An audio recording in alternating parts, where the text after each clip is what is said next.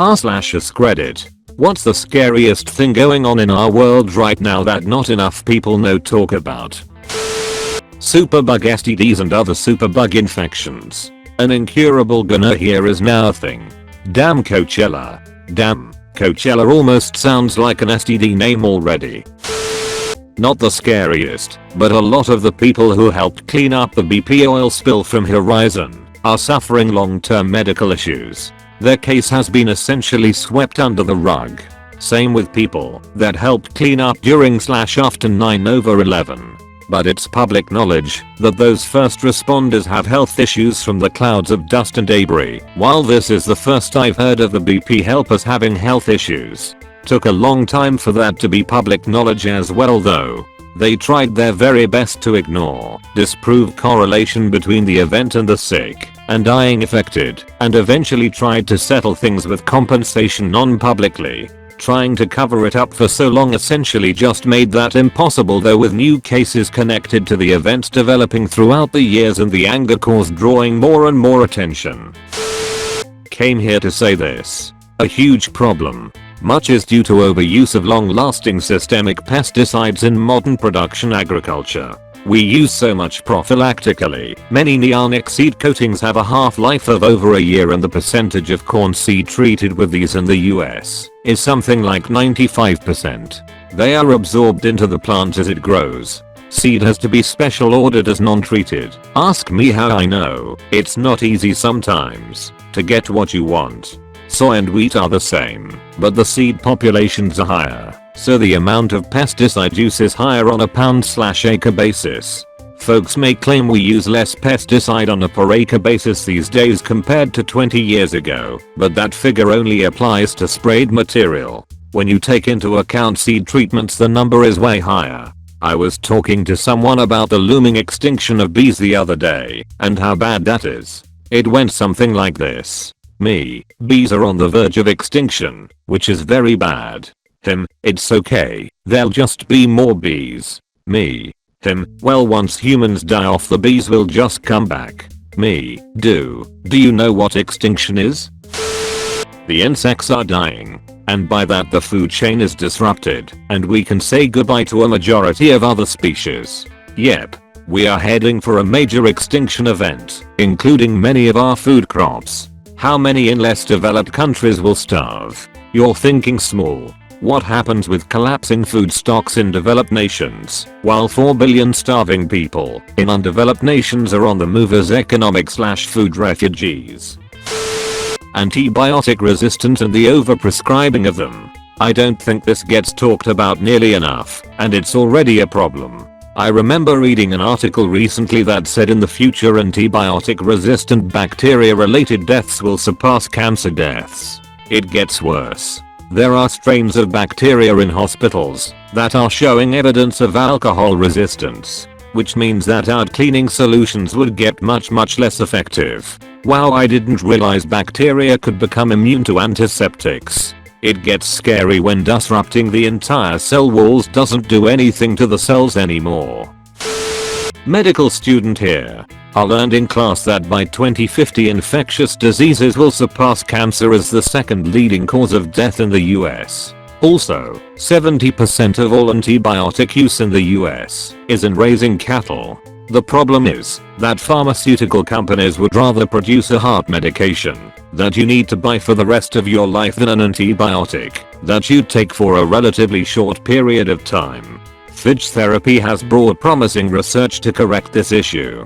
Our progress has been impressive thus far. While bacteriophage is indeed promising, the problem with this is that phages are very specific to the bacteria they infect, meaning each species of phages only infects one species of bacteria. And with antibiotic resistant bacteria being relatively new and emerging, it can be hard to find phages to infect these pathogens. It has been found that as a bacteria gains resistance to antibiotics, it loses resistance to phages and vice versa. The amount of microplastics, medicine and unkillable pathogens in wastewater treatment. Due to the relatively low medicine concentrations, bacteria and viri are building up resilience against the common antibacterial and antiviral medicine, which will eventually form a superpathogen that requires a totally new production method. Microplastics are very destructive to aquatic life and will do a lot of damage to the marine life. Water in general will be the new oil due to climate change, so that won't be fun either. I think the scariest thing is that everyone is talking about things that should terrify us, but we are all too apathetic to care. Not apathetic, your emotional systems develop to operate in groups of humans of 50 to 100 members. We just don't have the ability to intuitively feel every form of danger, even if we know for a fact. A good example of this lack of intuition, for lack of a better term, is people are totally happy getting in their car every day and operate completely normally, yet when they fly every bump can cause them to grip the seat handle etc. because we just intuitively know we shouldn't be in the sky. We were never designed for that. But it really is a failure of biology, because car accidents kill approximate 30,000 plus in the US alone every year, while something like 1 out of every million flights crashes or something like that. Driving is way more dangerous, yet no one cares. But that's not a conscious choice, it's just a failure of our intuitions.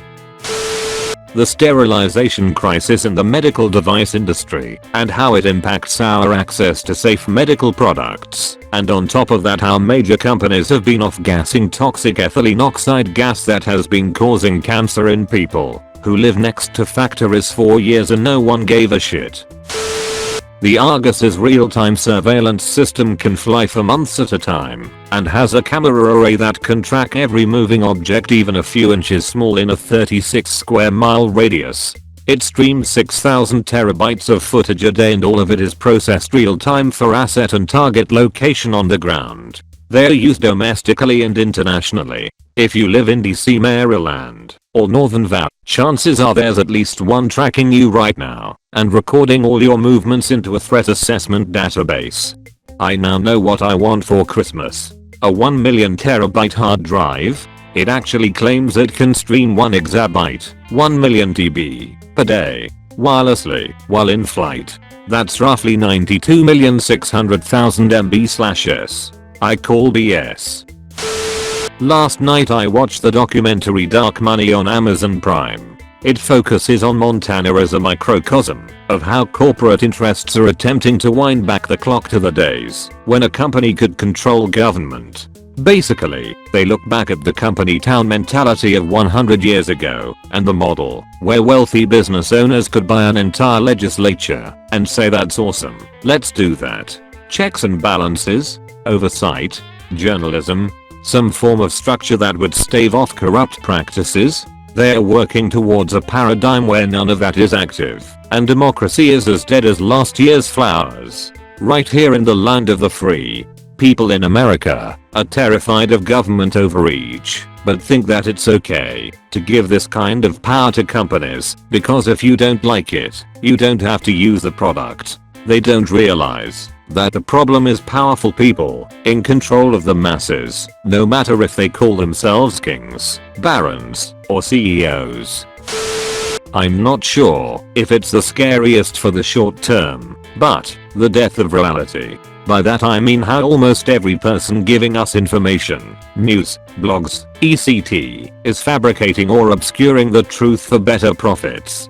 They understand anger keeps people interested in coming back and go to disturbing lengths to push for those narratives. Trying to follow a news story most of the time is jumping from hyperlink to hyperlink between different news sites with no originating source to be found. I've seen a TED talk where the speaker openly mocked any sort of critical discourse of his topic that went unnoticed or uncaring. I thought Vice was pretty good, but they also started being openly biased and made me question their authenticity. Unbiased journalism is dying, as far as I can see, and it's rarely discussed. Journalism today, read an AskReddit article on for instance Saddam's weapons of mass destruction, then write one article explaining how they are there, and one explaining how they aren't, while choosing different quotes from the same story to support each position. That sounds like a high school English class assignment. active, offending, unprosecuted pedophiles actively creating, sharing, and exchanging child porn on the dark web. Over 70k active users. That's at least 70,000 people around the world, and that's just one site on the dark web. Edit. RIP inbox. Will try to reply where I can, but it's a difficult topic for me to talk about continuously, so if I don't reply, please don't get offended. I don't think it's limited to the dark web though. The clearnet has its own issues too. There's more and more stories of people stumbling upon it on places like Instagram, Facebook, and Tumblr. If that's not scary, I don't know what is. The entire thing is an issue, I completely agree. But the surface web is literally the tip of a very big iceberg that extend deep into the corners of the dark web, which is what we need to target to get this stuff sorted out at the source. And parents need to teach their kids better social media responsibility and online stranger danger.